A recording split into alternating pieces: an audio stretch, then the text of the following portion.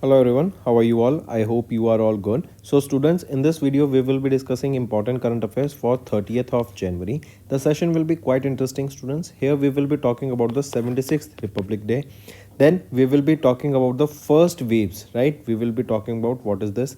Then eCoO 2.0 system that has been recently launched to boost the trade efficiency.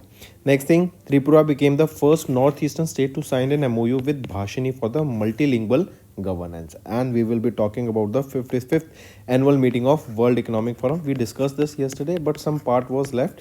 We will be covering this in today's video. So all these things will be important and you should pay attention and watch this video till the end. Students, we upload the daily current affairs video at 5 a.m. in the morning. Weekly current affairs, monthly current affairs and topic wise are uploaded regularly to help you prepare better for your exam.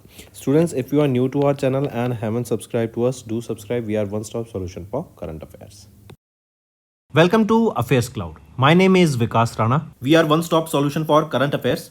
You can find our Crack Current Affairs course on our application exclusively for current affairs, where you will be getting daily, weekly and monthly current affairs on regular basis. You can use code VIKAS10 to get additional 10% discount while purchasing the course. This video is available both in English and Hindi. The timestamp for both English and Hindi are mentioned in the description of each video. You can contact us on the number provided or mail provided. Also follow us on Telegram and Instagram, and the link for the same is provided in the description of each video.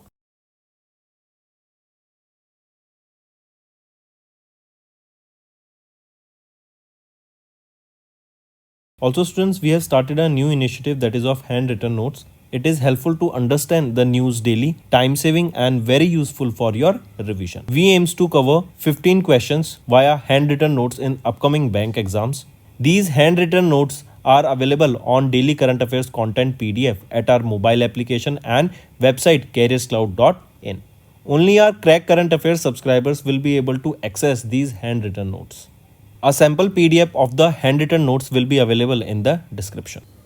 Let's start with national affairs students. We are talking about the 76th edition of the Republic Day that was observed on 26th of January this year 2025. Now why do we observe Republic Day? Republic Day is observed basically this day in 1950, that is on 26th of January 1950 our constitution came into force, right? So the Constitution of India was adopted on 26th of January in 1950, hence we observe this Republic Day. This year it was the 76th Republic Day that was observed, right? And President of India Draupadi Murmu ma'am has unfurled the national flag here. Also there is a theme that I want you all to remember for this, theme being Swarnim Bharat Virasat or Vikas, that is Golden India Heritage and Development. This is the theme that I want you all to remember. Next thing, also remember who was the chief guest here, right, for the 76th Republic Day of India. So Prabowo Subianto, the president of Indonesia, was the chief guest here, right? Next is Union Minister Ashwini Vaishnav and Gajendra Singh Shekhawat has launched various initiatives ahead of the first waves that will be scheduled to be held in New Delhi. What is the location in New Delhi? At Bharat Mandapam this waves will be held. Now what is this waves? This question can be asked. The full form of this waves can be asked. First thing, waves is your world audio visual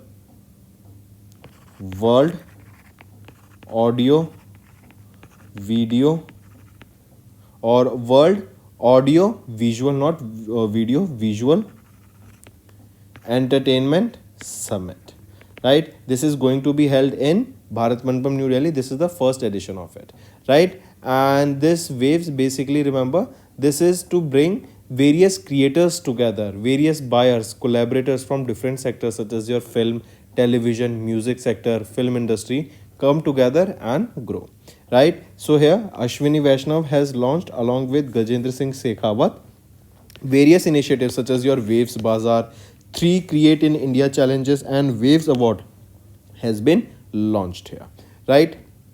Now if we talk about these initiatives here, you can see, so for the 3 new challenges under Create in India challenges has been launched, that is your Waha Ustad, Make the World Wear Khadi and Resonate the EDM challenge under CIC. So these other things has been also launched, right? So these 3 were different, that is your Wave Bazaar, 3 Create in India Challenge and Waves Award. These are the 3 different things, right? Waves Bazaar, that is an e-marketplace designed to bring creators together, buyers, collaborators from different sectors such as film and TV industry to come together. Then if we talk about these 3 new challenges, they are your Wow Ustad. This is conceptualized by MIB, that is Ministry of Information and Broadcasting, driven by Delhi Gharana in partnership with Ministry of Culture and Doordarshan. This will provide platform for young classically trained vocalists to display their exceptional skills. Then Make the World Wear Khadi, to encourage the people to wear Khadi Indian brand, and the Resonate the EDM challenge. Correct? Moving on.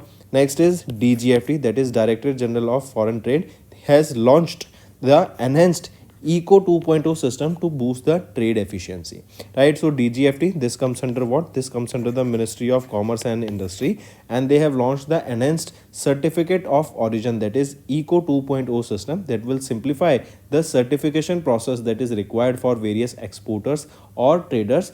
What this will do is this will enhance the efficiency. It will provide multi-user access under single importer exporter code, right? And it will be issuing more than 125 agencies will be benefiting here, and you will be seeing more than 650 issuing officers will be benefited here. Also, the certificates are issued based on the documentary proof from the foreign country of origin and ensure transparency here. Also, the initiative will simplify the certification process and speed up the processing, right, and will benefit the global supply chain. This is your eCoO 2.0 system that will boost the trade efficiency, launched by DGFT. Here you can see this platform handles more than 7,000 eCoOs daily, including both professional and non-preferential certificates, connecting 125 issuing agencies, and right further so on. Next is Tripura. Tripura became the first Northeast state to sign MoU with Bhashini for multilingual governance. See, what is this multilingual governance? Basically, what was the reason for it? This is basically to make that we know that everything is being now digitalized, right? Now basically, in order, the states want to promote their digital inclusivity, and they want to leverage the technology here so that they can bring better citizen centric services and bring citizen centric governance, right? So for the same reason, here Tripura became the first northeastern state which have signed memorandum of understanding with this Bhashini. Correct? Take a note of this. Important. Here you can see with this, Tripura became the first northeastern state as well as the 8th Indian state to sign MoU with Bhashini, that is Bhasha Interface for India.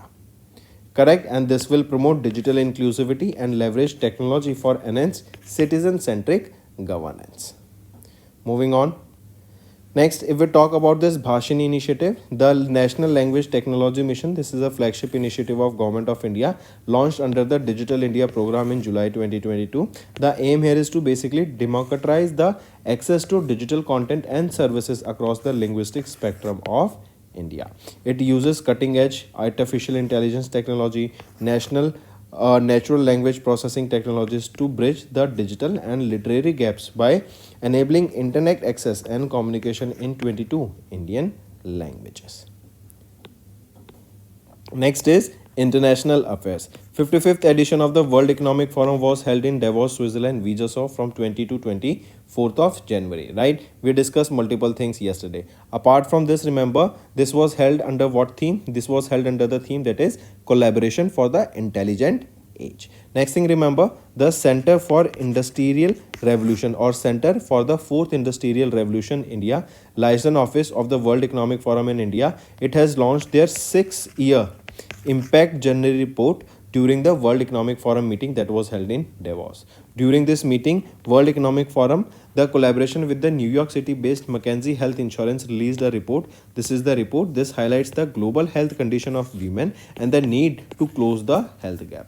Third thing, remember, Telangana government, they have secured an investment of 1,78,950 crore rupees that will create more than almost 50,000 jobs on the sidelines of the World Economic Forum in Switzerland. Also, the state government has signed several MoUs with major focus on data centers, followed by pumped storage facilities. Then Maharashtra government, they signed 61 MoUs, including 54 investment proposals and 7 strategic corporations worth 15.7 lakh crore rupees. Moving on, next is banking and finance. Mobivic became India's first fintech company to roll out CBDC in partnership with RBI and Yes Bank. Take a note of this. Direct question can be asked students that which is the organization that became the first fintech company that has rolled out a central bank digital currency in partnership with RBI, that is Reserve Bank of India, and Yes Bank. So it is Mobivic, right? One Mobivic Systems Limited. It is Gurugram, Haryana based organization, and they have launched this CBDC, or we can say e-rupee. Correct. And with this, remember, CBDC, we know this is a digital legal tender issued and supported by RBI. The digital currency is equivalent to sovereign currency and can be exchanged at 1:1 ratio with existing physical currencies. Now, this e-rupee wallet is accessible to all the Android users of Mobivic, which will enable P2P payments, that is peer-to-peer payment, and peer-to-merchant transactions also. Also, the users can use UPI, correct, QR code for the payment here. Next is RBL Bank and Piramal Finance. They have partnered to offer co-lending businesses, right? So Mumbai, Maharashtra based RBL Bank and Mumbai, Maharashtra based Piramal Capital and Housing Finance, they have recently announced a partnership that will enhance the financing inclusion. And this is the third co-lending partnership for the Piramal Finance, following similar collaborations with Axis Bank and Central Bank of India.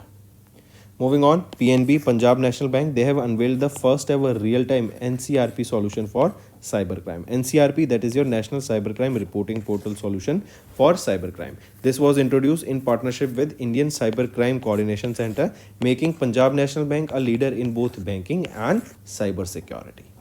Next is Paytm. They have launched Receive Money QR widget for Android users. That means what Paytm is saying is now that widgets are basically your icons or what you can place on your home screen, right? There you can see such a QR code is provided. What this will do is you don't have to toggle in your application to find the QR code for receiving the payments. You can just use this widget and show the person ahead, and with that you will be able to easily receive the money, right? This will become very handy for all the shopkeepers or those who collect payments, correct? So it is Paytm that has launched this Receive Money QR code widget for the Android users. Take a note of it. Also, Paytm became the first company to launch this new feature, and this was previously launched for the iPhone users, but now for Android users has also been launched. Apart from this, remember Nakuljan, right? Nakuljan, who has recently announced his resignation as the Managing Director and Chief Executive Officer of Paytm Payment Service Limited. His resignation will come into effect from 31st of March 2025.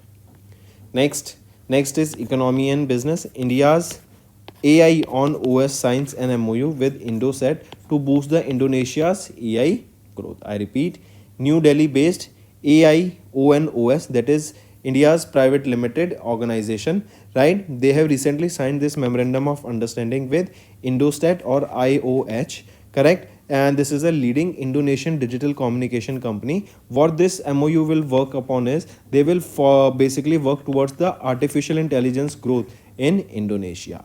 And this partnership is first large scale AI focused collaboration between India and Indonesia, correct? And this MOU will harness the potential of artificial intelligence to fuel the economic growth, right? Moving on, next is SEBI. They have unveiled Dharohar. This is a digital repository for India's security market, right? So during India's 76th Republic Day celebration, Mumbai, Maharashtra based SEBI, they have unveiled this Dharohar, that is a milestone in the Indian securities market. This is a digital knowledge repository, and this is designed for broader audience including students, investors, researchers, journalists, right, and general public. This Dharohar documents has the 150 years history and evaluation of the Indian securities market that showcase various diverse products. Moving on, next is awards and recognition. ICC awards here.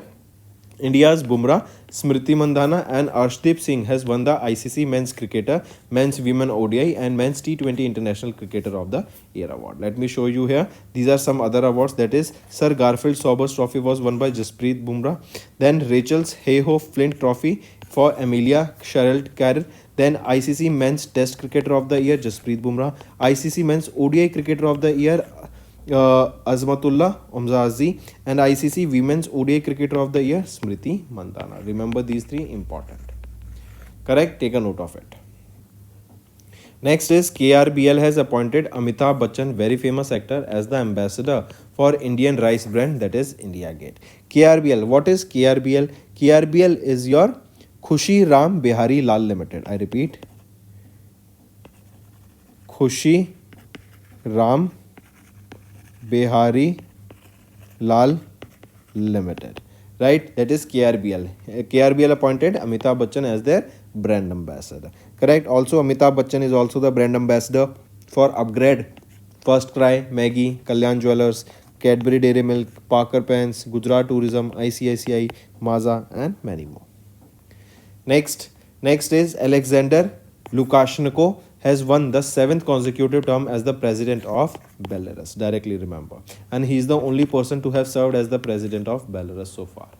Next is science and technology. ISRO has completed 100th mission GSLV F-15 successfully launched from Sriharikota, Andhra Pradesh. I repeat, ISRO, they successfully test launched this GSLV F-15, or we can say NVS-02 mission, that was carrying this NVS-02 satellite. It was launched from Sri Satish Dhawan Space Center, that is in Sriharikota, Andhra Pradesh. Right, and with this ISRO has completed 100th launch from Sriharikota Spaceport.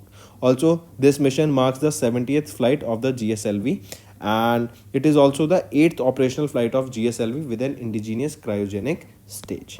Correct? Take a note of it.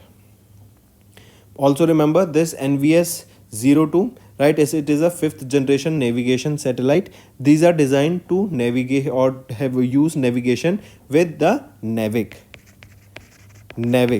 correct? That will improve the features for ensuring continuity of services. Moving on, next is South Africa's Meerkat telescope discovers the eCoO galaxy. So a new galaxy by the name eCoO has been discovered using the Meerkat telescope. Correct? It is in North Cape province of South Africa. This galaxy, it spans around 3.3 million light years from end to end, and it is 32 times the size of our Milky Way galaxy. Next is NASA. They have discovered LID 568. This is a supermassive black hole, right? And it has been recently discovered. Correct? Take a note of this. So who discovered it? It was discovered by NASA, right? And this was identified using the James Webb Space Telescope of NASA. This black hole approximately exists 1.5 billion light years after the Big Bang, and it is known as the one of the earliest black holes in the universe. So that's all for the day, students. Now let's move to some revision part for better learning. Which of the following is Pakistan's first remote sensing satellite that was launched by China recently? From China only, it was launched from the Jiquan Satellite Launch Center, that is in China. So what is the name of that satellite, it is being asked? It is PRSS-1. PRSS-1, that is your Pakistan's first remote sense. I correct, not PRSS-1, PRSCEO-1. Pakistan Remote Sensing Satellite Earth Observation 1. This is the name of the satellite that was launched by China recently. Next, which institute launched the largest shallow wave basin research facility in Asia in January, designed to address the complex issues that are related to the waves and current for the Indian ports, waterways and coastal engineering? So which is that institute? It is IIT Madras. Next, name the mobile application that was launched by Union Minister Jyotiraditya M. Scindia, right, as a part of the several citizen-focused initiatives in New Delhi. What is the name of that mobile application? It is Sanchar Sathi mobile application, right? It was unveiled for the National Broadband Mission 2.0 and the inauguration of the ICR facility that was at the Digital Bharat Nidhi funded 4G mobile sites in New Delhi. This ICR, that is intra-circle roaming facility, right? So mobile application, that is Sanchar Sathi mobile application, right? And the inauguration of the inter-circle roaming facility that was at the Digital Bharat Nidhi, correct? That was in New Delhi. If we talk about the Sanchar mobile application, Sanchar Sathi mobile application, it is a user-friendly platform that will enhance the telecom security and empower the citizens by providing them with better services and also to protect them against the frauds. Next, identify the name of the world's largest urban cleanliness survey launched by the India in the 9th edition with new simplified and comprehensive toolkit. What is the name of that urban's largest cleanliness survey? That is Swachh Sarvekshan, right? And this was the 9th edition. Toolkit for the 9th edition of Swachh Sarvekshan was launched. That is the world's largest urban cleanliness survey.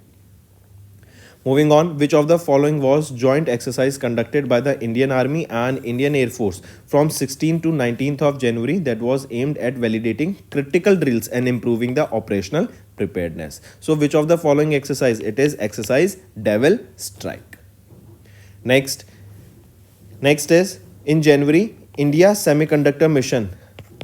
First of all, remember it is Gujarat state that is leading, or it is the manufacturing hub for the semiconductors. So ISM, that is India Semiconductor Mission, CG Power and Industrial Solutions Limited and CG Semi Private Limited, they have signed an agreement to advance India's semiconductor manufacturing system. Question asked is about what type of agreement has been signed here. It is your fiscal support agreement, that is whenever the amount of money will be required, the financing will be required for these companies in order to grow, in order to make an ecosystem, in order to provide the infrastructure and other services. For that, whatever the amount of money will be required, financing will be required, will be taken care of under this fiscal support agreement. Next, which organization has recently entered into a memorandum of understanding with National Housing Bank to collaborate on intelligence sharing, capacity building and risk assessment? It is FIU India, that is Financial Intelligence Unit of India. Take a note of this. The next is, what was the global unemployment rate in 2024 as per ILO, International Labour Organization, World Employment and Social Outlook Trends released in January 2024? So the global unemployment was at 5%. According to the report, the unemployment in India grew by 6.2% in 2024 and expected to grow by 5.8% in 2025. Next, which country official joined BRICS as the 9th partner country under the Brazil presidency in 2025? Earlier, the presidency was with Russia and there was a summit held, that was the Kazan. In Kazan, this Brazil summit was held. Then the presidency was handed over to Brazil for the BRICS summit. Right now, Brazil is having the presidency for 2025. Question asked is that which country became the official 9th partner for BRICS? It is Nigeria. Right? Next is, which country has recently received defense equipments worth 35 crore rupees from India in line with the Neighborhood First policy and Sagar initiative? Sagar is your security and growth of all in the region. So it is Maldives that has recently received this equipments worth 35 crore rupees. Next, which state became the first in India to introduce Necro reward policy in 2021 after seizing 87,600 kilograms of drugs over the 3 years? So, which is that state? It is Gujarat state that has released this Necro, or we can say narcotics, right? So, narcotics reward policy. If you are busting the narcotics or drug system, ecosystem there, right? Illegal drugs that are being supplied, seizing them, then based on that, here reward will be provided to. This is your narcotics and this is basically to reward here and reduce the use of this narcotics here. Next, name the platform that was recently introduced by the National E-Governance Division under the Ministry of Electronics and Information and Technology to simplify the management and verification of documents. It is Entity Locker, right? It is a modern digital platform designed to simplify the way the organizations they manage and verify their documents. They can store here, right? And it will be a very better document for the businesses where they will be able to easily secure them and store them on the secure cloud-based systems. And this will provide real-time access and accuracy by instantly verifying those documents. Next, which of the following companies is not listed in the upper layer segment under the scale-based regulations for NBFCs recently released by RBI for FY25? So, which of the following companies is not listed in the upper layer? Among them, it is Reliance Capital Limited that is not listed. Next, which bank has recently collaborated with RuPay to launch the UPI-enabled First Earned RuPay credit card? It is IDFC First Bank Limited. Next, what is the growth forecast for India's economy for FY26 and FY27 as per the IMF's World Economic Outlook released in January? So, according to them, they are projecting India to grow by 6.5% both in FY26 and both in FY27. Next, who has been recently appointed as the Director General of CRPF, succeeding Vittal Kumar. So, who will be succeeding him? Gyanendra Pratap Singh will be succeeding him to be the new Director General of CRPF. Next, which of the following are not correct with respect to the India Open Sugar 750 Badminton Tournament 2025 held from 14th to 19th of January? If we look at here, option only A is not correct. B, that means which is not correct? A is not correct here. So our option will be option A. Means B and C are correct. A is saying that Hong Kong's Lee Chuk-hee won the men's single title in the final by defeating Denmark's Victor Axelsen. Right? So is it correct here? So remember, Victor Axelsen defeated here. So Victor Axelsen has won the men's single title. Now option A is right. Next, when did the National Institute for Transforming India, that is Niti Aayog, celebrated their 10th anniversary? It is 1st of January that we observed the 10th anniversary of Niti Aayog. Who is the chairman of Niti Aayog? Prime Minister Narendra Modi, and it was launched in 2015 by them. Then mention the product that does not belong to the list of which recently granted the GI tags from Andaman and Nicobar Islands. So Andaman and Nicobar Islands has been granted with GI tags. So 7 products recently got the GI tags here.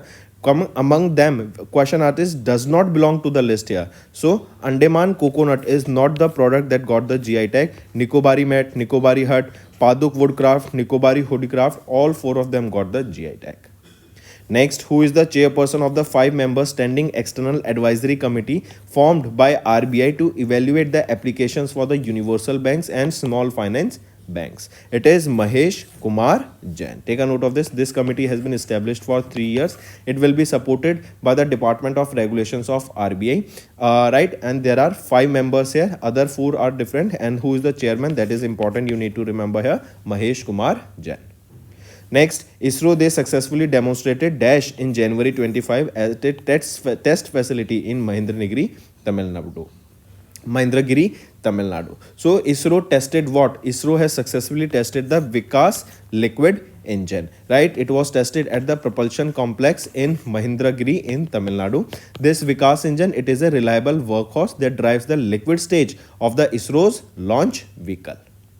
Next, which cricket team has recently won the 5th title of Vijay Hazare Trophy by defeating the Vidarbha cricket team in the finals of Vadodara, Gujarat? So, Karnataka has recently won the Vijay Hazare Trophy. Vijay Hazare Trophy is related to cricket, and it is 5th time that Karnataka has won this trophy. Karnataka team was captained by Mayank Anurag Agarwal, while Vidarbha was captained by the Karun Nair. Correct? Take a note of it. And this was the 23rd edition or 23rd edition of the Vijay Hazare Trophy that was played in Vadodara, Gujarat. Next, WMO, World Meteorological Organization, along with which UN organization declared 2025 as the International Year of Glaciers Prevention on 21st of January 2025. So it is along with UNESCO.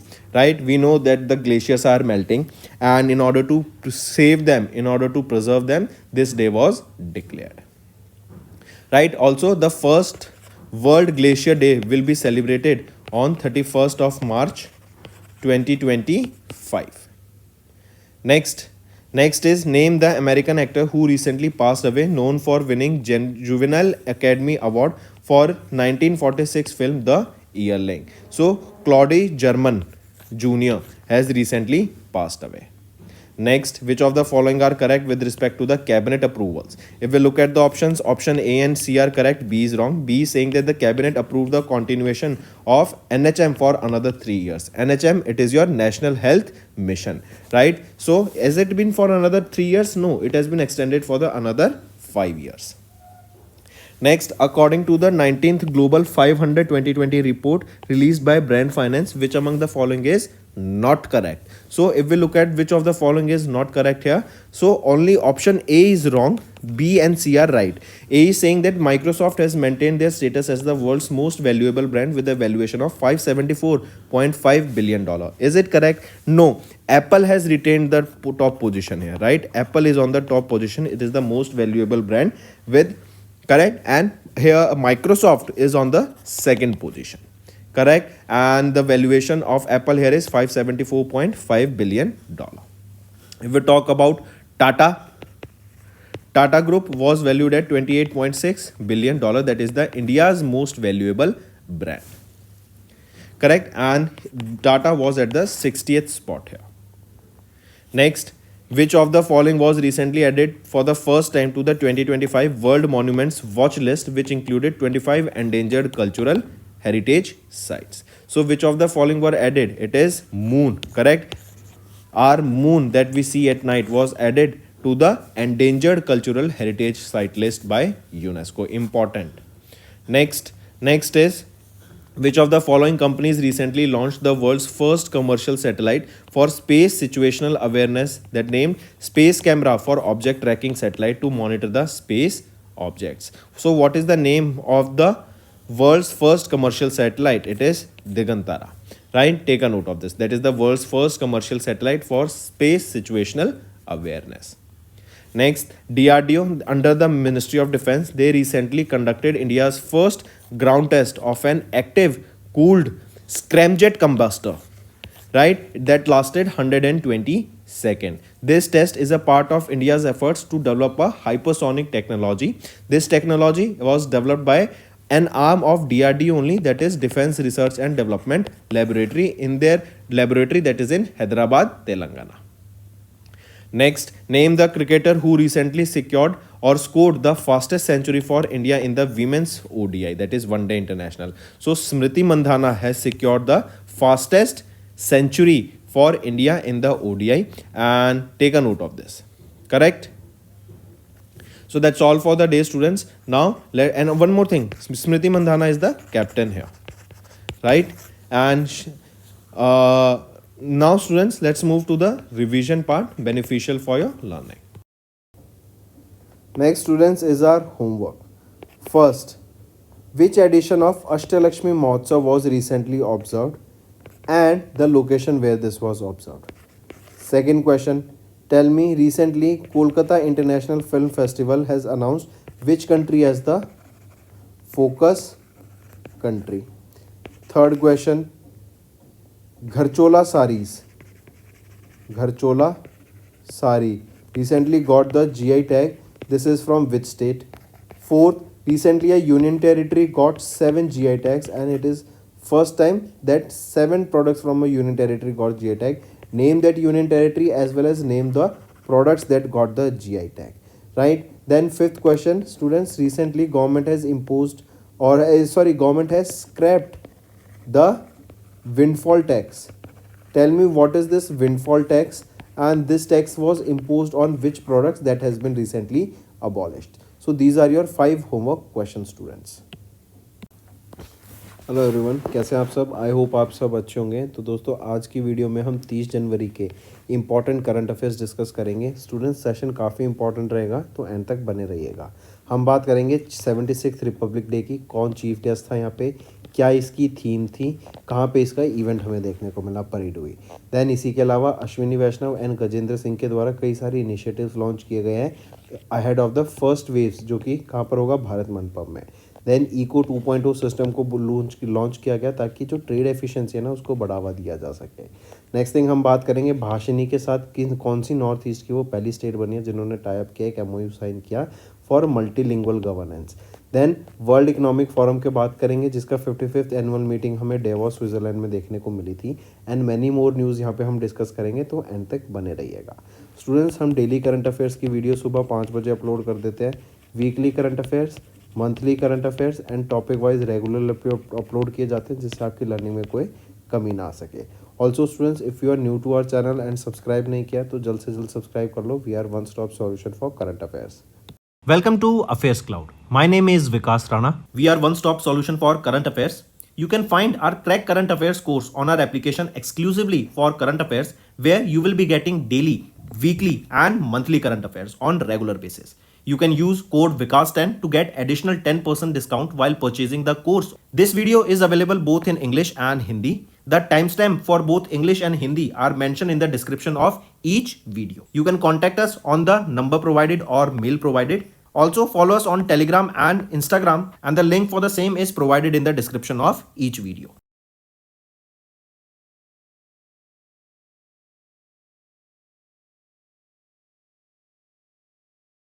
Also students, we have started a new initiative that is of handwritten notes. It is helpful to understand the news daily, time saving and very useful for your revision. We aims to cover 15 questions via handwritten notes in upcoming bank exams. These handwritten notes are available on daily current affairs content PDF at our mobile application and website careerscloud.in. Only our Crack Current Affairs subscribers will be able to access these handwritten notes. A sample PDF of the handwritten notes will be available in the description. Student start करते हैं national affair से। हम बात कर रहे हैं 76 Republic day की। 26 जनवरी को ऑब्जर्व किया जाता है। रिपब्लिक डे क्यों ऑब्जर्व किया जाता है? क्योंकि 26 जनवरी 1950 को हमने अपना जो कॉन्स्टिट्यूशन है ना उसको अडॉप्ट करा था, राइट। इसकी जो परेड होती है, रिपब्लिक डे परेड, वो कहाँ पर होती है? वो कर्तव्य पाथ पर होती है। कर्तव्य पाथ पर। कर्तव्य पाथ को हम पहले किस नाम से जानते थे? राजघाट के नाम से जानते थे, राइट। फिर इसी के साथ साथ इस बार हमने 76th एडिशन ऑब्जर्व किया है रिपब्लिक डे का। इसकी एक थीम याद रखेंगे, स्वर्णिम भारत, विरासत और विकास, जो कि है golden India, heritage and development. ये थीम रहेगी रिपब्लिक डे सेलिब्रेशन की। यहीं पे जो फ्लैग अनफोल्ड किया जाता है, नेशनल फ्लैग किनके द्वारा? Droupadi Murmu, president of India के द्वारा किया जाता है। देन इसी के अलावा चीफ गेस्ट यहाँ पर कौन थे? चीफ गेस्ट हैं प्रेसिडेंट ऑफ इंडोनेशिया, जो कि है प्रभावो सुबियांतो। नेक्स्ट आ जाते हैं union minister Ashwini Vaishnaw and Gajendra Singh Shekhawat. इन्होंने लॉन्च किया various initiatives ahead of the first waves new Delhi में। कहाँ पर होगा? पहला एडिशन भारत मंडपम में होगा, राइट। वेव्स क्या है? World audio visual entertainment summit, correct. तो ये कहाँ पर देखने को मिलेगा? भारत मंडपम न्यू दिल्ली में देखने को मिलेगा। एंड इसके हेड कुछ इनिशिएटिव जैसे वेव्स बाजार, 3 create in India challenges, waves award, ये लॉन्च करे गए at the national media centre new Delhi में। किनके द्वारा? अश्विनी वैष्णव एंड गजेंद्र सिंह शेखावत जी के द्वारा। वेव्स बाजार की बात करें तो ये एक ई मार्केट प्लेस है जो कि डिज़ाइन किया गया ताकि क्रिएटर्स को, बायर्स को, कोलैबोरेटर्स को डिफरेंट सेक्टर से फ्रॉम फिल्म एंड टेलीविजन एक साथ लाया जा सके, म्यूजिक एंड फिल्म से, ताकि क्रिएटिव कंटेंट एक ही प्लेटफॉर्म पे लाया जा सके। इसी के अलावा फिर हम बात करेंगे वेव्स अवार्ड की। देन इसी के अलावा 3 new challenges under create in India challenge की बात करें तो 3 चीज़ें। एक है वाह उस्ताद, ये एक चैलेंज था टू कंसेप्चुलाइज, जो कि किया गया by ministry of information and broadcasting के द्वारा, राइट। एंड इसमें क्या होगा? ये प्लेटफॉर्म यंग इंडिविजुअल्स के लिए, क्लासिकली ट्रेंड वोकलिस्ट के लिए, जो कि अपना एक्सेप्शनल स्किल्स यहाँ पे डिस्प्ले करेंगे। दूसरा जाता है make the world wear khadi, khadi brand को प्रमोट करने के लिए। And resonate the EDM challenge, ये यहाँ पे लॉन्च किए गए। Moving on, DGFT directorate general of foreign trade, इन्होंने लॉन्च किया enhanced eCoO 2.0 system to boost the trade efficiency. देखो कई बार सर्टिफिकेशंस लेने में ना काफ़ी टाइम लग जाता है, तो इस प्रोसेस को स्ट्रीमलाइन करने के लिए, इसको एफिशिएंट बनाने के लिए, एंड जो फॉरेन ट्रेड होता है तो उसमें सप्लाई चेन को मेंटेन करने के लिए, कोई बायर अगर हमसे कोई गुड्स खरीद रहा है तो वो परमिशन लेने के लिए 4-4, 5-5 हफ्ता वेट नहीं करेगा, उनको तुरंत में परमिशन चाहिए and they are good to go, right. तो इसको स्ट्रीमलाइन करने के लिए इस प्रोसेस को यहाँ पे ये eCoO 2.0 सिस्टम लॉन्च किया गया है। ये बेसिकली क्या है? Enhance certification of origin, correct. eCoO 2.0 system, जिससे क्या होगा? ईजिली सर्टिफिकेट्स यहाँ पे मिल पाएंगे जो भी ज़रूरत है। ये प्लेटफॉर्म हैंडल करता है more than 7000 eCoOs daily, enabling both professional and non preferential certificates, जहाँ पे 125 इशूइंग एजेंसी कनेक्टेड रहती है इनके थ्रू। नेक्स्ट आ जाते हैं, वो इंडिया की पहली नॉर्थ ईस्टर्न स्टेट कौन सी बनी जिन्होंने साइन किया एक MOU भाषिनी के साथ, ताकि मल्टीलिंगुअल गवर्नेंस के ऊपर फोकस किया जा सके। देखो किसी भी स्टेट में ना बहुत सारी अलग अलग बोलियाँ हो जाती हैं, लैंग्वेजेस हो जाती हैं, राइट। तो उन सभी के लोगों को कैटर करने के लिए यहाँ पे त्रिपुरा वो पहली नॉर्थ ईस्टर्न स्टेट बनी है जिन्होंने ये MOU साइन किया भाषिनी के साथ, ताकि एक मल्टीलिंगुअल गवर्नेंस के ऊपर फोकस किया जा सके, ज़्यादा वाइडर ऑडियंस तक ये पहुंच सके एंड गवर्नेंस का बेनिफिट मिल सके, राइट। भाषिनी ये क्या है? भाषा interface for India, correct. Bhashini ये लॉन्च किया गया था गवर्नमेंट ऑफ इंडिया के द्वारा under the digital India programme in July 2022 and इसका एम रहेगा कि लिंग्विस्टिक स्पेक्ट्रम को बढ़ाना है इंडिया में and using artificial intelligence, natural language processing, इन टेक्नोलॉजीज को यूज़ करके 22 इंडियन लैंग्वेजेस में यहाँ पे कंटेंट को बनाना है एंड कम्युनिकेट कर सकें हम इजीली। नेक्स्ट आ जाते हैं इंटरनेशनल अफेयर्स पे। 55वीं meeting of world economic forum कल हमने डिस्कस की थी, डेवॉस स्विट्जरलैंड में हुई 20 से 24 जनवरी के बीच। इसके लिए रिगार्डिंग यहाँ पे कुछ चीज़ याद रखेंगे। जैसे सबसे पहली चीज़, इसकी थीम क्या थी? वर्ल्ड इकोनॉमिक फोरम की 22वीं एनुअल मीटिंग की थीम थी collaboration for the intelligent age. फिर यहीं पे सेंटर फॉर इंडस्ट्रियल रेवोल्यूशन की बात करेंगे, इनके द्वारा एक इम्पैक्ट जनरली रिपोर्ट रिलीज़ की गई। देन इसी के अलावा वर्ल्ड इकोनॉमिक फोरम ने कोलैबोरेट किया मैकेंजी हेल्थ इंस्टीट्यूट के साथ एंड ये एक रिपोर्ट रिलीज़ की जो बताती है condition of women and the need to close the health gap India में जो ज़रूरत है। फिर इसी के अलावा तेलंगाना गवर्नमेंट ने यहाँ पे 1,78,000 करोड़ रुपीज़ के एक इन्वेस्टमेंट के लिए डील साइन करी है इनकी गवर्नमेंट ने, जहाँ पे 50,000 तक जॉब्स यहाँ पे जनरेट करने की बात की गई। ऑल्सो महाराष्ट्र गवर्नमेंट, इन्होंने 61 MOU साइन किए including 54 investment proposal and 7 strategic cooperation 15.7 lakh crore rupees के। चलिए नेक्स्ट पे आ जाते हैं बैंकिंग एंड फाइनेंस पर। वन मोबिविक सिस्टम्स, राइट, ये Gurugram Haryana based fintech company है। ये वो पहली फिनटेक कंपनी बनी जिन्होंने रोल आउट किया CBDC या फिर ई रूपी को in partnership with reserve bank of India and yes bank के साथ पार्टनरशिप करके इन्होंने यहाँ पे इस ई रूपी को या CBDC को लॉन्च किया है। Take a note of this. 1:1 ratio में आप इसको 1 रुपी इक्वल टू 1 रुपी ई रूपी रहेगा यहाँ पे, ईजिली आप इसको स्विच कर सकते हैं बिटवीन दैम एंड इससे क्या होगा P2P, person to person payment and person to merchant payments इससे एनेबल हो जाएंगी। UPI QR कोड बेस से आप यहाँ पे पेमेंट भी कर सकते हैं and maximum 50,000 rupees per day के हिसाब से आप इसको यहाँ पे ट्रांजैक्शन कर सकते हैं। नेक्स्ट आ जाते हैं RBL bank and Piramal finance, इन्होंने पार्टनर किया टू ऑफर को लैंडिंग बिजनेस, मतलब फाइनेंशियंस को यहाँ पे बढ़ाने के लिए, फाइनेंस को बढ़ाने के लिए, राइट। यहाँ पे RBL बैंक जो कि मुंबई महाराष्ट्र बैंक है, इन्होंने यहाँ पे पार्टनरशिप करी है Piramal capital and housing finance के साथ, जो कि एक होली ओन्ड सब्सिडरी है पीरामल एंटरप्राइज लिमिटेड की। ये थर्ड को लेंडिंग पार्टनरशिप रहेगी पीरामल फाइनेंस की। इससे पहले axis bank, central bank of India के साथ भी ये कर चुके हैं। नेक्स्ट आ जाते हैं पंजाब नेशनल बैंक, इनके द्वारा first ever real time NCRP solution launch किया गया फॉर साइबर क्राइम। NCRP है national cyber crime reporting portal, launch किया गया, राइट। एंड इससे डिजिटल बैंकिंग में तो ये विजेता है ही है पंजाब नेशनल बैंक, अब ये साइबर सिक्योरिटी के भी यहाँ पे विजेता बनते हुए हमें दिख रहे हैं। इन्होंने पार्टनर किया Indian cyber crime coordination counter के साथ, राइट, जिससे जो कंप्लेंट मैनेजमेंट है उसको ऑटोमेट यहाँ पे करा गया है। नेक्स्ट आ जाते हैं फिर पेटीएम के द्वारा एक विजिट लॉन्च किया गया है। विजिट में इनके क्या रहेगा, QR कोड रहेगा, जिसके थ्रू ये हमें ऑनलाइन एप्लीकेशन को ओपन करके फिर उसमें QR कोड ढूंढना नहीं पड़ेगा, डायरेक्टली आप इस विजिट पे आपको QR कोड हमेशा अवेलेबल रहेगा।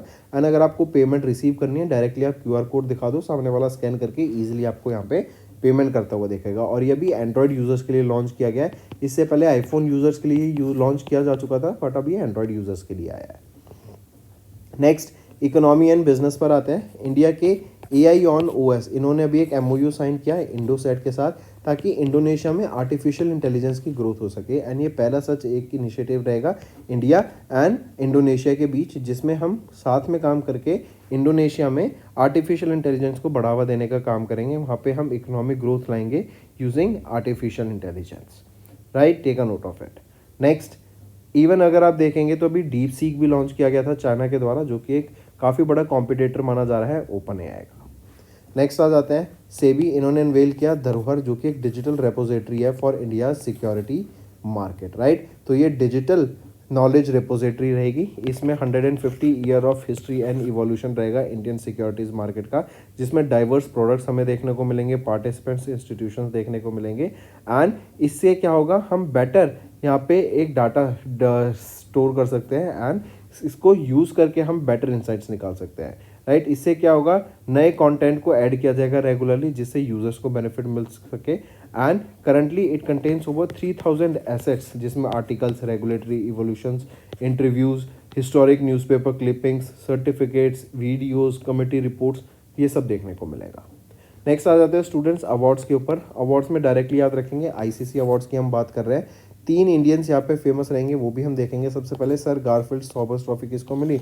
जसप्रीत बुमराह को। रेचल हेहो फ्लिंट ट्रॉफी किसको मिली? एमिलिया कर्को of New Zealand. Then ICC men's test cricketer of the year कौन बने? जसप्रीत बुमराह इंडिया के। ICC men's ODI cricketer of the year कौन बने? अजमतुल्लाह अमरजी अफगानिस्तान के। And ICC women's cricketer of the year ODI के लिए स्मृति मंदाना, जो कि कैप्टन है इंडियन वीमेंस क्रिकेट टीम की, वो यहाँ पे विनर रही, राइट। तो ये मार्क करके चलेंगे। आईसीसी की अगर मैं बात करूँ, आईसीसी के चेयरमैन कौन है? जय शाह। हेडक्वार्टर कहाँ पर है इसका? दुबई, यूएई में। Moving on, KRBL. केआरबीएल क्या है? केआरबीएल है आपका, KRBL is your Khushi Ram Bihari Lal limited, right. इन्होंने अमिताभ बच्चन को अपॉइंट किया है brand ambassador for the Indian rice brand India Gate के लिए। ये अमिताभ बच्चन इनके अलावा जैसे brand such as upGrad, FirstCry, Maggi, Kalyan jewellers, Cadbury Dairy Milk, Parker pens, Gujarat tourism, ICICI prudential life, Maaza, इन सब के भी ब्रांड एम्बेसडर है। मूविंग ऑन, अलेक्जेंडर लुकाशेंको, इन्होंने 7th कॉन्जिक्यूटिव टर्म जीता as the president of Belarus and he is the only person to have served as the president of Belarus. Take a note of this.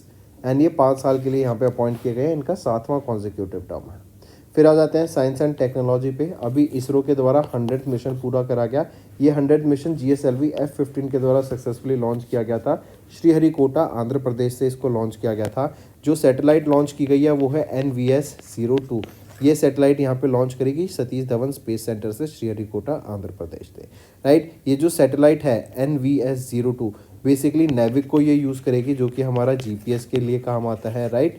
And इससे क्या होगा? Better services हमें देखने को मिलेंगी, यानी improved and continuity of service यहाँ पर हमें देखने को मिलेगी। ये 5th जनरेशन नेविगेशन सैटेलाइट है, NVS। मूविंग ऑन, नेक्स्ट आ जाते हैं फिर साउथ अफ्रीका के मीरका टेलीस्कोप के द्वारा अभी इनका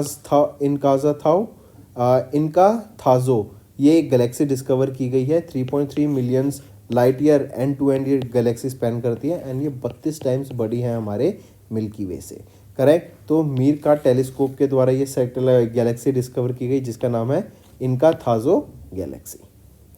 मूविंग ऑन, नेक्स्ट है नासा के द्वारा डिस्कवर किया गया LID 568। ये एक सुपर मैसिव ब्लैक होल है एंड ये जो मैसिव ब्लैक होल है ना, ये बेसिकली आपका बताया जा रहा है कि जब हमारा बिग बैंग हुआ था ना, उसके जस्ट 1.5 बिलियन ईयर्स बाद, 1.5 बिलियन लाइट ईयर्स या फिर 1.5 बिलियन ईयर्स बाद हमें ये देखने को मिला है ये ब्लैक होल। क्योंकि ये जो जेम्स वेब स्पेस टेलीस्कोप है ये बैक फ्यूचर या फिर हम बोले पास्ट में जाके देख सकता है। मतलब आप थोड़ा सा डिटेल में अगर हम बताऊं तो लाइट को आने में टाइम लगता है, राइट। फॉर एग्जांपल यहाँ पे अर्थ है, ये JWST है एंड ये ब्लैक होल कभी बना था, इसको यहाँ तक आने में, लाइट को आने में मान लो बहुत सारा टाइम लग गया, 10 बिलियन ईयर्स लग गए, राइट। तो 10 बिलियन ईयर्स पहले जब ये बना था तो वो लाइट हमारे तक यहाँ तक अभी पहुँची है, तो 10 बिलियन साल लाइट ने कवर करे तब वो पूछा है। अभी जो करंट में अगर हम देखें वहाँ पे सिनेरियो डिफरेंट होगा। तो बस आप ये समझिए कि ये 1.5 billion light year after big bang, जो हम बोलते हैं 13.4 लाइट ईयर्स का हमारा पूरा यूनिवर्स की एज है, तो इसके जस्ट 1.5 बिलियन लाइट ईयर्स के बाद हमें ये देखने को मिला था। एंड ये काफ़ी पुराना ब्लैक होल डिस्कवर किया गया है, जो बोला जा रहा है कि एक सुपर मैसिव ब्लैक होल है एंड इट इज़ कंसिडर्ड कि वन ऑफ द ओल्डेस्ट ये डिस्कवर किया गया। और ऐसे super massive black holes generally galaxies के सेंटर में होते हैं। इवन हमारे मिल्की वे गैलेक्सी में के सेंटर में आपको एक ब्लैक होल देखने को मिलता है। तो दोस्तों ये थे हमारे आज के इंपॉर्टेंट करंट अफेयर्स। अब आ जाते हैं रिविजन पार्ट पर। नेक्स्ट आ जाते हैं, which beaches in Kerala were recently awarded the blue flag certification by the foundation of environmental education. तो वो है Kappad and Chal beaches, right. And ये ब्लू फ्लैग सर्टिफिकेशन बेसिकली क्या होता है कि आप अपने एरिया में जो मैरिटाइम इकोनॉमी है उसको प्रोटेक्ट कर रहे हैं, राइट। आप अपने वहाँ के बायोडाइवर्सिटी इकोसिस्टम को मेंटेन कर रहे हैं, राइट। एंड इससे क्या होगा, आपके जो एरिया है वो साफ रहेगा और जो इन्वायरमेंट को इफेक्ट हो रहा है, नेगेटिव इफेक्ट हो रहा है, वो नहीं होगा।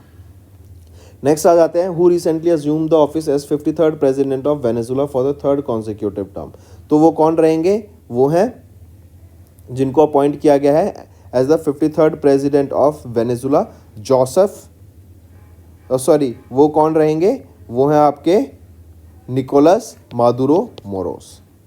नेक्स्ट आ जाते हैं, किनको रिसेंटली इलेक्ट किया गया 14th प्रेसिडेंट ऑफ लेबनान, वो है जोसेफ खलील ऑन, राइट। ये सक्सीड करेंगे former president Michael name on को।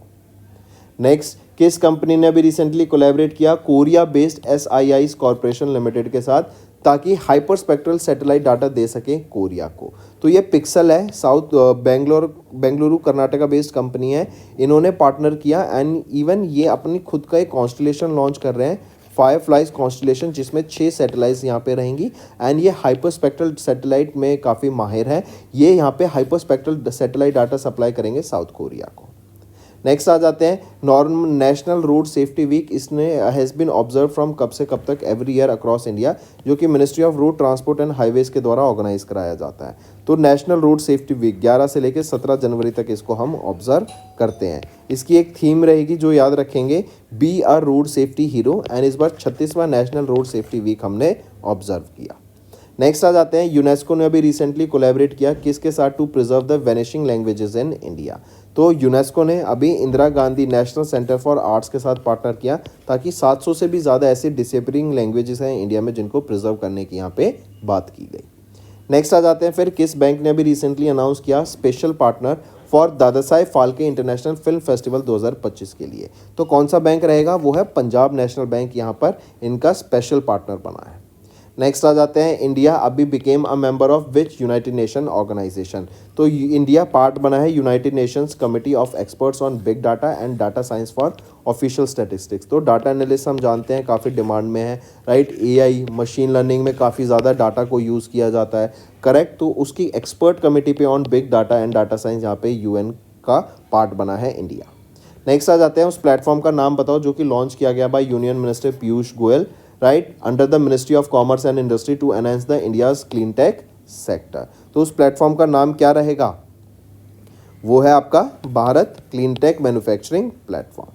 नेक्स्ट आ जाते हैं, इन जनवरी IBBI इन्होंने मैंडेट किया कि जो भी assets under the liquidation process हैं, जैसे जो आपके NPAs हो जाते हैं, बैंक के पास डिफ़ॉल्ट्स हो जाते हैं प्रॉपर्टीज़ का, बैंक लोन अगेंस्ट प्रॉपर्टी कई लोग लेते हैं, तो उन प्रॉपर्टीज़ को यहाँ पे उनका ऑक्शन करने की बात की गई एंड उसका ऑक्शन करा जाएगा इस बैंक नेट पोर्टल के थ्रू। एंड ये जो बैंक नेट के पोर्टल के थ्रू जो ऑक्शन स्टार्ट होगा, कब से स्टार्ट होगा, 1 अप्रैल 2025 से स्टार्ट होगा। नेक्स्ट आ जाते हैं, किस यूनिवर्सिटी ने अभी रिसेंटली रिकॉग्नाइज किया गया बाय UGC under section 2F of the UGC act of 1956, जो एनेबल करेगा to offer academic courses in physical education, sports sciences including undergraduate programmes, diplomas and postgraduate programme. तो Bihar sports university को यहाँ पे UGC का भी recognition मिल गया and यहाँ पे अब ये कोर्सेज यहाँ पे डिग्रीज भी प्रोवाइड कराएंगे। नेक्स्ट, किस who has recently recognise or resigned as the Canada's prime minister and the leader of the Liberal Party. तो वो कौन है, वो है जस्टिन ट्रूडो, प्राइम मिनिस्टर थे ये कनाडा के, इन्होंने रिजाइन कर दिया है एंड ये सेकेंड यंगेस्ट प्राइम मिनिस्टर थे कनाडा के।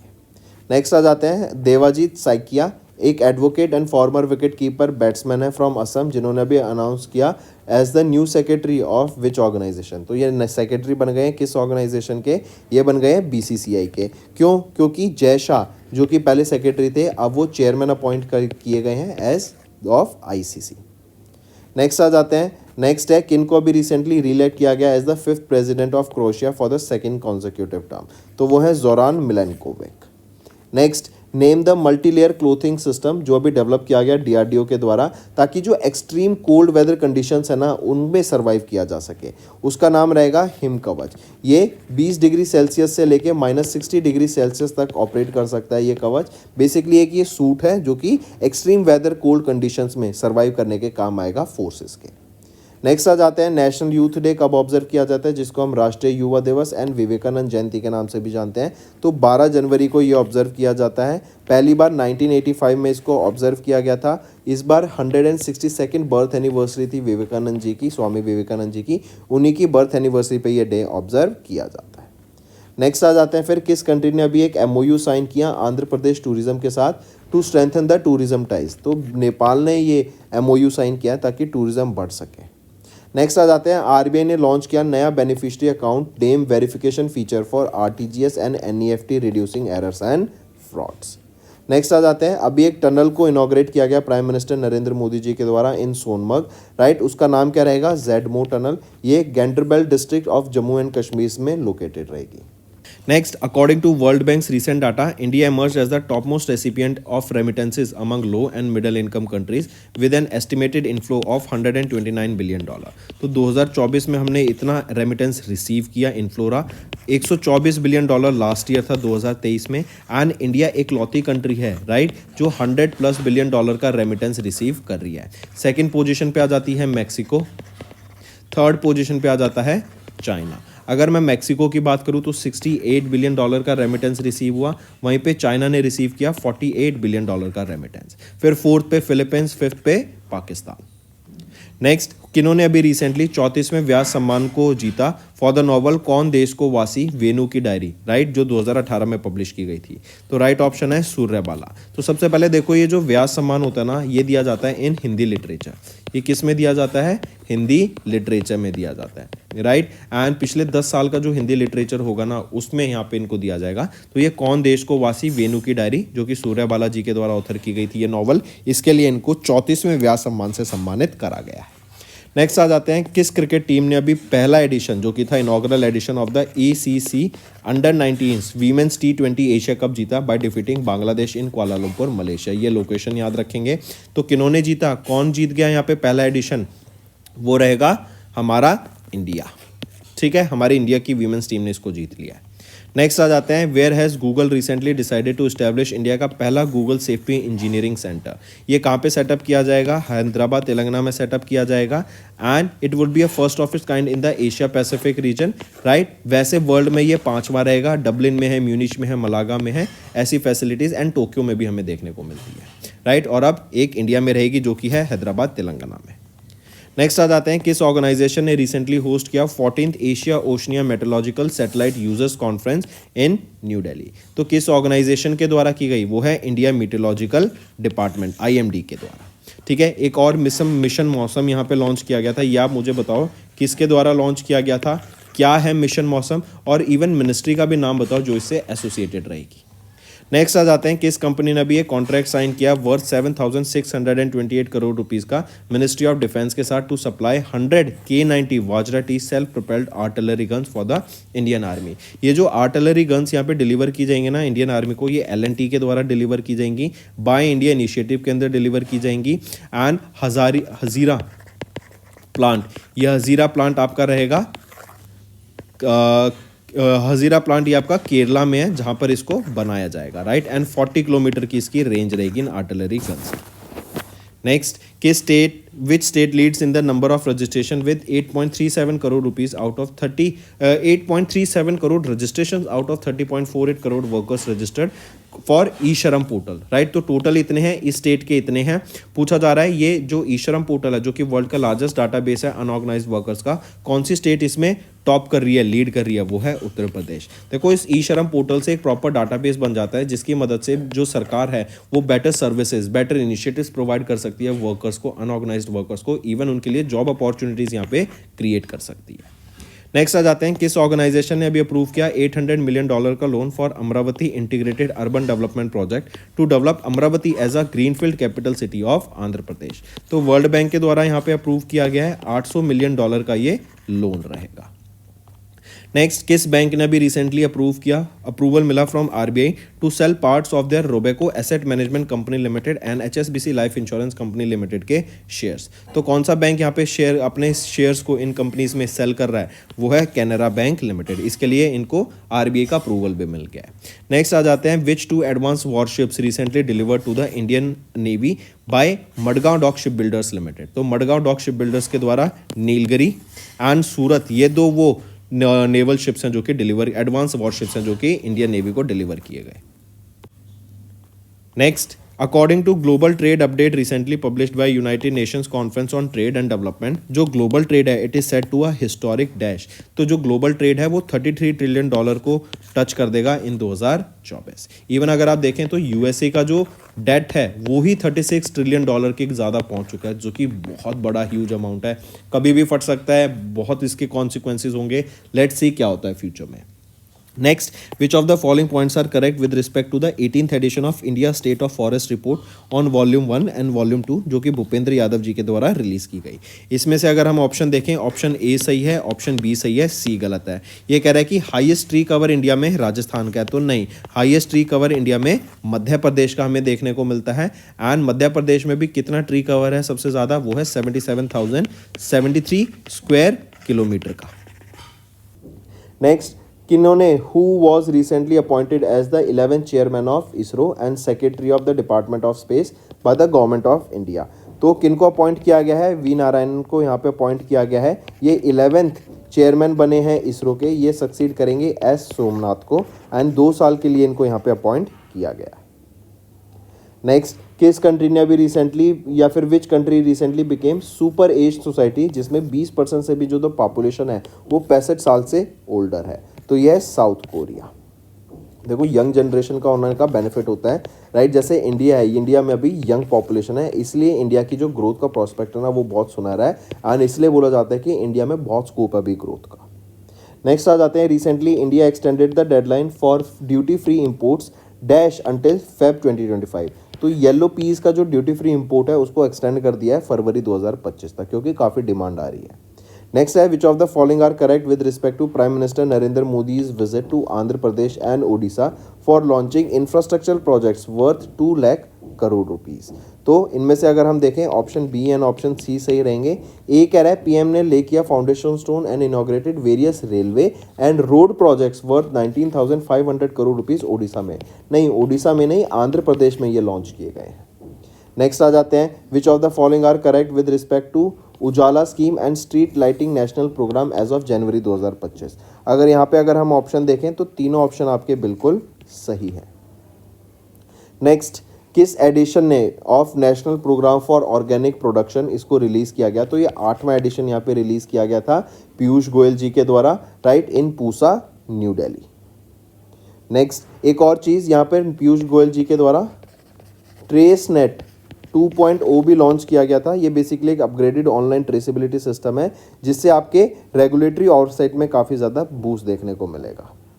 नेक्स्ट आ जाते हैं एम्पावर, राइट। ये क्या है? Empower Meghalaya multi sectoral project for adolescent wellbeing empowerment and resilience launch किया गया ताकि जो एजुकेशन क्वालिटी है मेघालय में उसको बढ़ावा मिल सके। तो वर्ल्ड बैंक के द्वारा लॉन्च किया गया है ये एम्पावर मेघालय स्टेट में एजुकेशन को बढ़ावा देने के लिए। नेक्स्ट, किस ऑर्गेनाइजेशन ने रिसेंटली अप्रूव किया 21.28 बिलियन रुपीस का loan for GMR smart electric distribution private limited ताकि इंप्लीमेंट किए जा सके स्मार्ट मीटर्स अक्रॉस यूपी? तो किसके द्वारा ये लाया गया है? ये लाया गया है IREDA के द्वारा ये स्मार्ट मीटर्स। एंड यहीं पर हम देखेंगे 10 ईयर का यहाँ पे कॉन्ट्रैक्ट साइन किया जाएगा with various distribution companies for these smart meters. Next आ जाते हैं, किन्होंने अभी रिसेंटली अपॉइंट किया गया as the chairperson of the athletics federation of India's athletics commission? तो PT उषा, नहीं सॉरी आई करेक्ट, ये है अंजू बॉबी जॉर्ज जिनको अपॉइंट किया गया है chairperson of the athletics federation of India's athletics commission. Next, छठा and final scorpion class submarine dash जो कि प्रोजेक्ट 75 के अंडर डेवलप किया गया था उसको डिलीवर किया गया by Madgaon dock ship builders limited to the Indian navy 9 January को। उसका नाम पूछा जा रहा है तो वो है INS Vagsheer. Next, national film awardee P Jayachandran, इनको रिसेंटली इनका निधन हो गया। ये काफ़ी फेमस क्या थे? सिंगर थे। नेक्स्ट, प्रवासी भारतीय दिवस जिसको NRI डे के नाम से भी जानते हैं 2 साल में एक बार ऑब्जर्व किया जाता है, 9 जनवरी को ऑब्जर्व किया जाता है। हु प्रेजेंटेड द प्रवासी भारतीय दिवस सम्मान अवार्ड्स, राइट, जो कि हाईएस्ट ऑनर है ओवरसीज इंडियंस के लिए? तो president of India Droupadi Murmu ma'am के द्वारा ये अवार्ड दिए जाते हैं। प्रवासी भारतीय दिवस जैसे हमने देखा 2 साल में एक बार ऑब्जर्व किया जाता है 9 जनवरी को। ये ऑब्जर्व किया जाता है बेसिकली 1915 में जब महात्मा गांधी जी साउथ अफ्रीका से इंडिया वापस आए थे तो उनको ऑनर करने के लिए, राइट, उसको रिकॉग्निशन करने के लिए, उनके एफर्ट्स को रिकॉग्नाइज करने के लिए एंड जो वो चेंजेस लाए बाहर से इंडिया में उसको ऑनर करने के लिए ये डे ऑब्जर्व किया जाता है। नेक्स्ट आ जाते हैं, किस कंपनी ने लॉन्च किए 2 नई scheme BSE Sensex next 30 index fund and ETF exchange traded fund as a part of their new investment opportunities? तो ये किसके द्वारा लॉन्च की गई हैं 2 फंड्स को? ये लॉन्च किया गया है DSP asset managers private limited के द्वारा। नेक्स्ट आ जाते हैं grow mutual fund asset management limited. इन्होंने रिसेंटली लॉन्च किया इंडिया का पहला grow Nifty Indian dash public sector undertaking index fund and ETF को। तो ये रेलवे सेक्टर से रिलेटेड लॉन्च किया गया है। जो भी कंपनीज रेलवे से रिलेटेड हैं, चाहे वो उनके प्रोडक्शन के लिए हो, फ्यूल के लिए हो, उसमें ऐड की जाएंगी। नेक्स्ट आ जाते हैं which of the following are correct with respect to UNDESA. UNDESA क्या है? United Nations department of economic and social affairs, right. इनके द्वारा रिपोर्ट रिलीज की गई world economic situation and prospects 2025। इसमें से अगर हम ऑप्शन देखें तो option B and option C सही है। ए कह रहा है कि इंडिया की जो फॉरकास्ट है इकोनॉमी का टू ग्रो बाय 6.8% 2025 में, नहीं तो 6.8% तो 2024 में था। अगर मैं 2025 की बात करूं, प्रोजेक्टेड है we will be growing between 5.7 to 6%, and 2026 की मैं बात करूं तो 5.6% तक की यहाँ पे ग्रोथ प्रोजेक्शन की जा रही है। Next students is our homework. First, which edition of Ashtalakshmi Mahotsav was recently observed and the location where this was observed. Second question, tell me recently Kolkata International Film Festival has announced which country as the focus country. Third question, Gharchola sarees. Gharchola sari recently got the GI tag. This is from which state? Fourth, recently a union territory got 7 GI tags and it is first time that 7 products from a union territory got GI tag. Name that union territory as well as name the products that got the GI tag, right? Then fifth question, students, recently government has imposed or government has scrapped the windfall tax. Tell me what is this windfall tax and this tax was imposed on which products that has been recently abolished. So these are your 5 homework questions, students.